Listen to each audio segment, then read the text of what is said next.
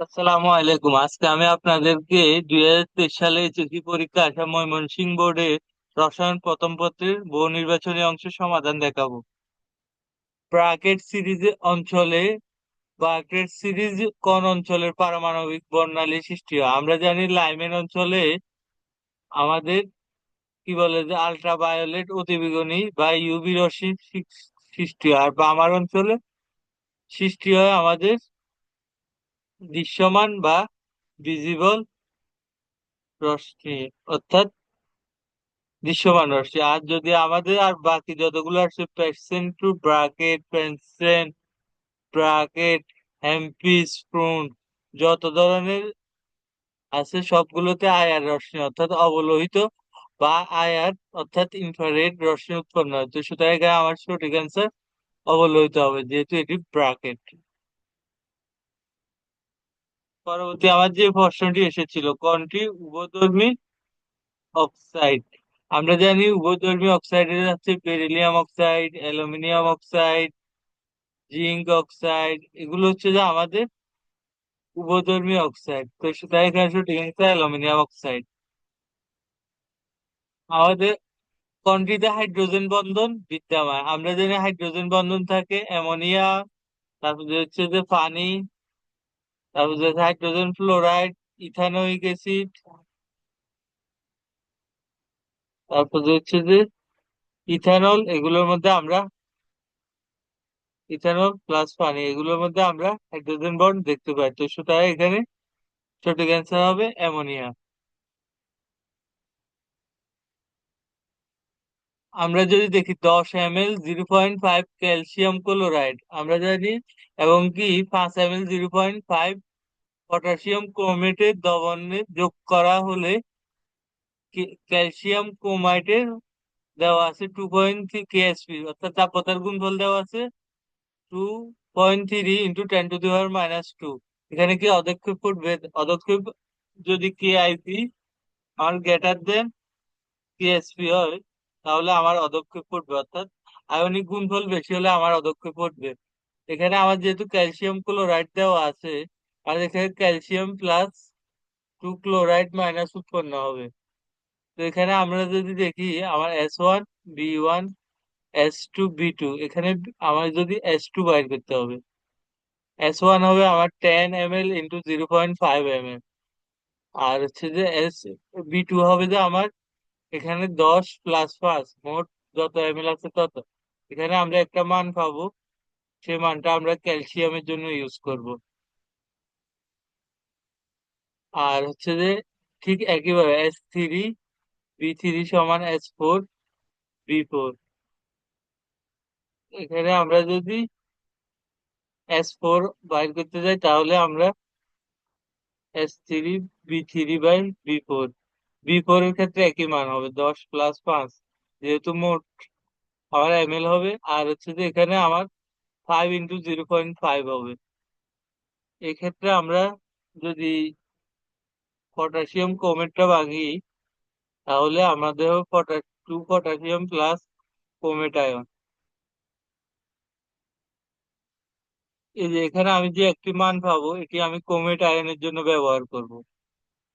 আমি এবার যদি কেআইপি নির্ণয় করি ক্যালসিয়াম ক্রোমেটের, তাহলে calcium 2 plus plus chromate ion minus, এই যে মান যেটা পাবো ক্যালসিয়াম, তাহলে আমার এখানে হবে আমার ক্যালসিয়াম প্লাসের মান বসাবো, আর হচ্ছে যে এখানে ক্রোমেট আয়নের মান বসাবো।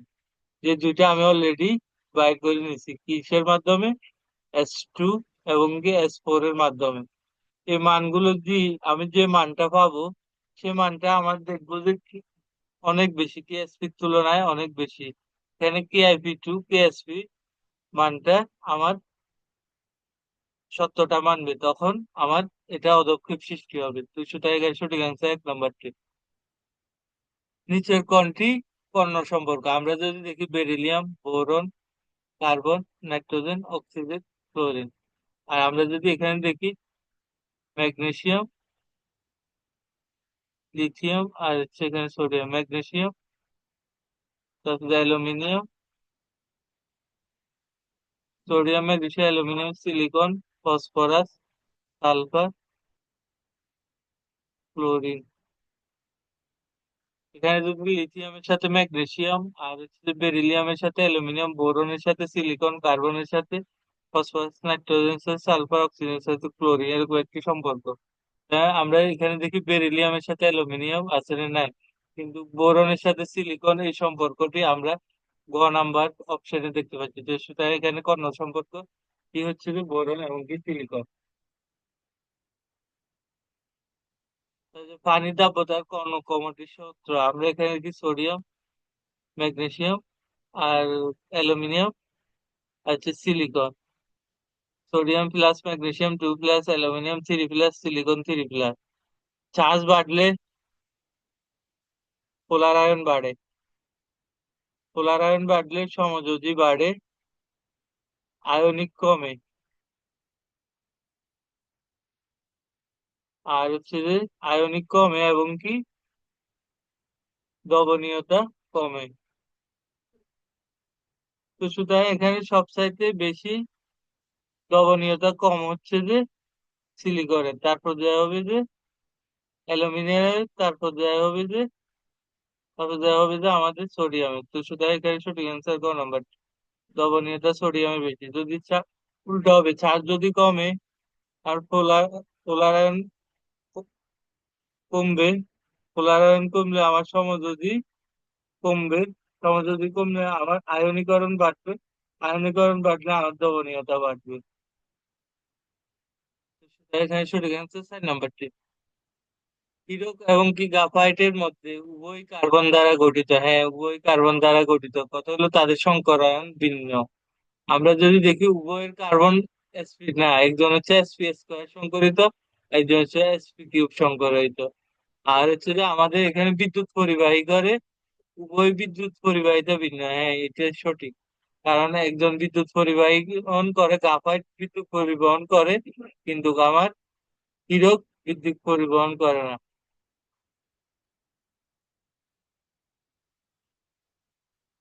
তো সুতরাং এখানে সঠিক অ্যান্সার 1 ও 3।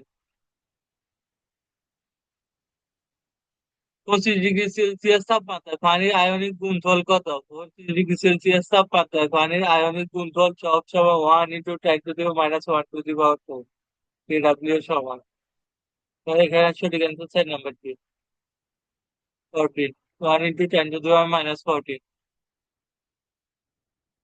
লবণের দহনে বেরিয়াম নাইট্রেট ইউজ করলে বি এবং HCCl, বি একটি সাদা পদক্ষেপ, দেখা যায় সি যৌগের সংকেত কোনটি? আমরা জানি এখানে যদি আমরা বেরিয়াম নাইট্রেট ইউজ করি,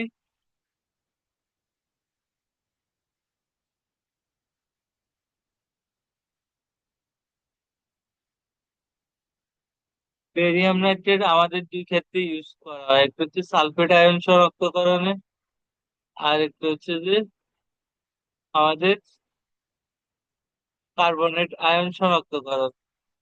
আমরা যদি কার্বনেট আয়ন শনাক্তকরণ বেরিয়াম নাইট্রেট ইউজ করি, তখন আমাদের এখানে আসবে বেরিয়াম কার্বনেট আসবে।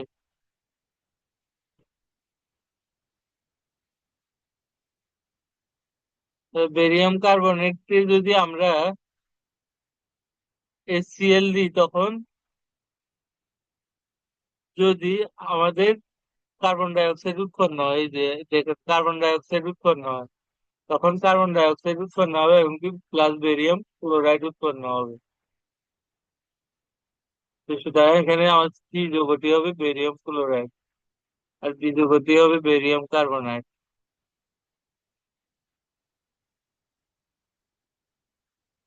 তেল চর্বি যুক্ত খাদ্য সংরক্ষণে কোনটি ব্যবহার করে? তেল চর্বি যুক্ত খাদ্য সংরক্ষণের জন্য আমার অ্যান্টিঅক্সিডেন্ট ব্যবহৃত হয়। অ্যান্টিঅক্সিডেন্ট আমার অনেকগুলো অ্যান্টিঅক্সিডেন্ট আছে, তার মধ্যে কিছু অ্যান্টিঅক্সিডেন্ট হলো BHA, BHT, তারপরে হচ্ছে যে আমার TBHQ, তারপরে হচ্ছে যে আমার আরো একটি আছে, সেটা হলো যে বিটা ক্যারোটিন।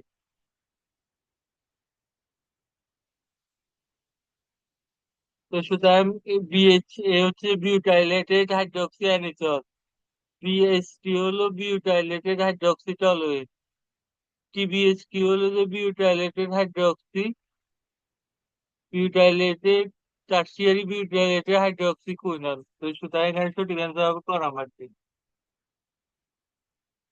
আয়ার রশ্মি কিসে ব্যবহৃত? আয়ার রশ্মি দমনী ও শিরা প্রশস্তে ব্যবহৃত হয়। নিচের কোনটি আইসোটনের উদাহরণ? আমরা যদি এ নাম্বার অপশনটি দেখি, এখানে প্রথমে তাদের পারমাণবিক সংখ্যা নিচে, পারমাণবিক সংখ্যা উপরে, ভর সংখ্যা দেওয়া আছে। যদি তাদের নিউটন সংখ্যার পার্থক্য দেখি, প্রথমটায় আর্গনে রয়েছে যে আমার 40 থেকে 18 জালে আমার 22, তাদের পরেরটা যদি আমরা দেখি 21, পরেরটা হচ্ছে যে 20। আর যদি আমরা বি নাম্বার অপশনে দেখি তাহলে 20, তারপর যে পরেরটাও 20, ক্লোরিনের ক্ষেত্রে এবং পটাশিয়ামের ক্ষেত্রেও 20। তো সুতরাং আমার এটি হবে আইসোটোপ যাদের নিউটন সংখ্যা সমান। নিচের কোনটি সর্বোচ্চ আয়নিক? আমরা জানি অ্যানায়নের আকার বাড়লে সমযোজী বাড়ে,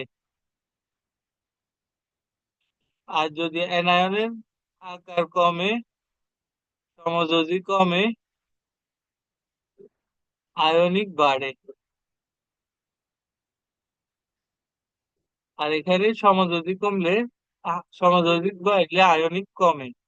তো সুতরাং এখানে সবচাইতে বড় হচ্ছে আয়োডিন। আয়োডিনের আয়নীকরণ সবচাইতে কম, কিন্তু সবচাইতে ছোট হচ্ছে যে ফ্লোরাইড। ফ্লোরাইডের সমযোজী কম, আয়নীকরণ বেশি। তাই এখানে সঠিক অ্যান্সার এই নাম্বারটি। ভিনেগারের পানির পরিমাণ কত থাকে? ভিনেগারের পানির পরিমাণ 90 থেকে 94% পানি থাকে, আর 6 থেকে 10% ইথানোয়িক অ্যাসিড থাকে।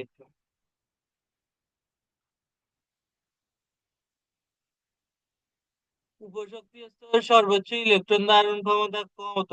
উপশক্তি স্তরের সর্বোচ্চ ইলেকট্রন ধারণ 2 × 12 + 1। অর্থাৎ আমি যদি এস অরবিটাল ধরি, এখানে যদি আমি 2 × 2 × 0 + 1 ধরি, আর সর্বোচ্চ ইলেকট্রন ঘনত্ব 2। পি অরবিটালে যদি আমি একইভাবে মানটা বসাই, 2 × 2 1 + 1 2, তখন পি অরবিটালে আমার মান আছে 6। সুতরাং সঠিক অ্যান্সার খ নাম্বারটি। পটাশিয়াম 19 সর্বস্তর শক্তি স্তরে ইলেকট্রনের জন্য কনসেন্ট্রিক। আমরা যদি পটাশিয়াম 19 দেখি, তাহলে এটা আমরা আর্গন দেখি, তারপর যে হচ্ছে 4s2 দেখি। এখানে আমরা জানি n = 4, l = 0, m = 0, আর 4s1 হবে এখানে। আর হচ্ছে যে s সমান +½ হবে, যেহেতু একটি মাত্র ইলেকট্রন রয়েছে। তো এখানে সঠিক অ্যান্সার ক নাম্বারটি। উদ্দীপকে মিশ্রণের কোনটি অতিরিক্ত থাকবে? আমরা যদি দেখি, প্রথমটি হচ্ছে যে 80 × 0.15, এটা যদি আমরা সমাধান করি, 80 × 15 × 100, যদি এটা আমরা কাটি, তাহলে এখানে হবে 4, আর এখানে হবে 5, এখানে হবে 3, 3 × 12। এখানে আমরা হচ্ছে 12 মিলিমোল।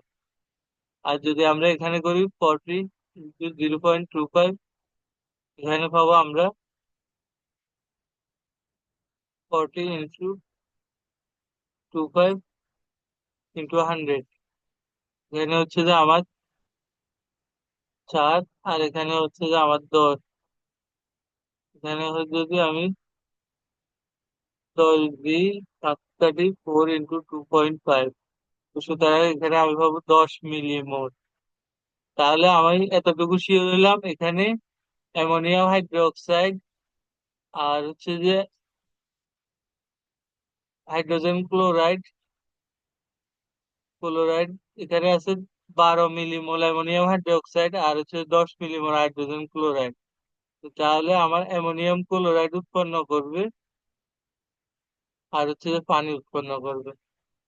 যদি আমরা এখানে বিক্রিয়া শুরু করি, তাহলে এখানে 2 মিলিমোল অ্যামোনিয়াম হাইড্রোক্সাইড থাকবে, 0 থাকবে হচ্ছে যে এটা, আর হচ্ছে যে এটা হবে যে 10 মিলিমোল।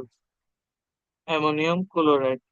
সুতরাং আমাদের এখানে 10, আমরা যদি দেখি শুধু এই 2 মিলিমোল অ্যামোনিয়াম হাইড্রোক্সাইড অবশিষ্ট থাকে, অতিরিক্ত থাকে। তো সুতরাং এটি সঠিক answer। উদ্দীপকের মিশ্রণের পিএইচ হ্রাস করতে হলে কোনটি যোগ করতে হবে? অ্যামোনিয়াম হাইড্রোক্সাইড, আর হচ্ছে যে আমার হাইড্রোজেন ক্লোরাইড মিলে আমার অ্যামোনিয়াম ক্লোরাইড আর পানি উৎপন্ন করলো। এখন আমার এখানে আমার পিএইচ হ্রাস করতে হবে। পিএইচ হ্রাস করতে হলে আমার অবশ্যই অ্যাসিড যুক্ত করতে হবে। পিএইচ, অ্যাসিডের উপস্থিতিতে পিএইচ কমে, অ্যাসিড থাকলে তখন পিএইচ এর মান কম হয়। অ্যাসিড থাকলে পিএইচ কমে, পিএইচ এর মান কমে। তো সুতরাং আমরা অ্যাসিড যুক্ত করবো। এখানে অপশনে অ্যামোনিয়াম হাইড্রোক্সাইড আছে দুর্বল ক্ষার, সোডিয়াম হাইড্রোক্সাইড আছে ক্ষার। তো সুতরাং আমি অ্যাসিড যোগ করবো নাইট্রিক অ্যাসিড। তাহলে সাম্য দুবকের মান কোনটির উপর নির্ভরশীল? সাম্য দুবকের মান শুধু টির উপর নির্ভরশীল, আর কোনো কিছুর উপর নির্ভরশীল নয়। তাপমাত্রার উপর নির্ভরশীল।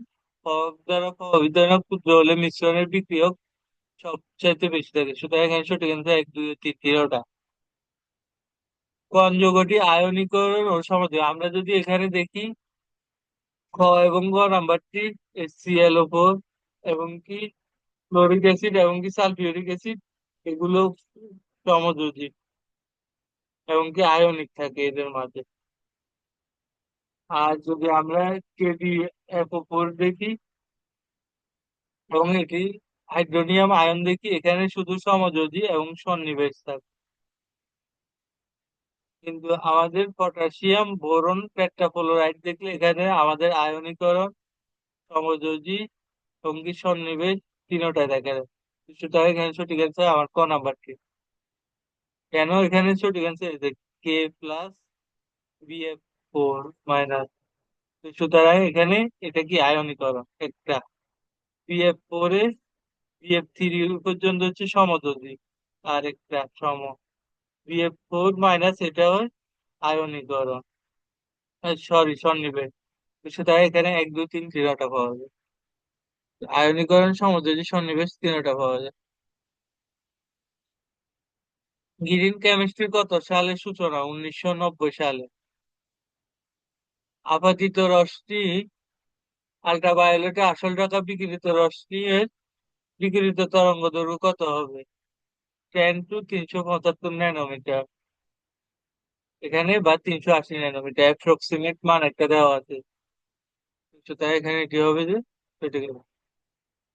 আর হচ্ছে যে এসিডের শক্তির কর্মকণ্ডে আমরা যদি HNO3 দেখি, তারপর যা হচ্ছে যে H3PO4, H2SO4, হাইড্রোক্লোরিক অ্যাসিড দেখি আমরা, তাহলে আমরা এখানে দেখতে পাবো নাইট্রোজেনের জারণ মান হচ্ছে যে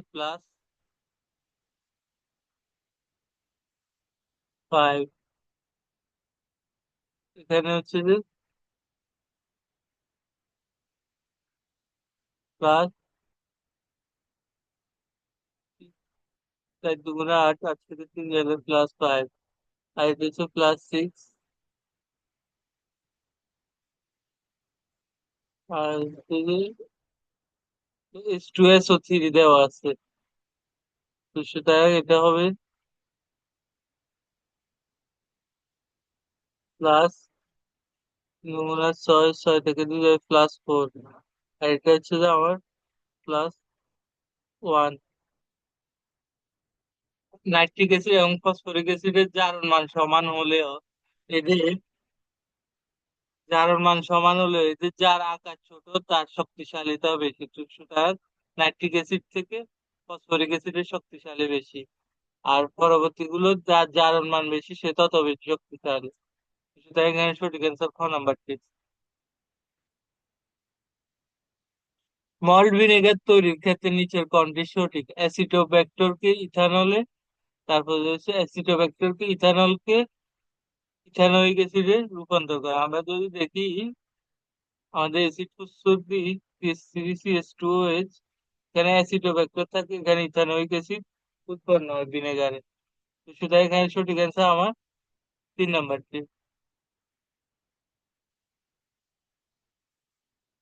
মাটির অম্লত্ব বৃদ্ধি পেলে পিএইচ নিয়ন্ত্রণ করার জন্য কোনটি যোগ করতে হবে? ক্যালসিয়াম, অক্সাইড বা চুন? এখানে আমার সঠিক অ্যান্সার এ। আসসালামু আলাইকুম, আজকে এই পর্যন্ত। সবাই ভালো থাকুন, সুস্থ থাকুন, এটাই কাম্য।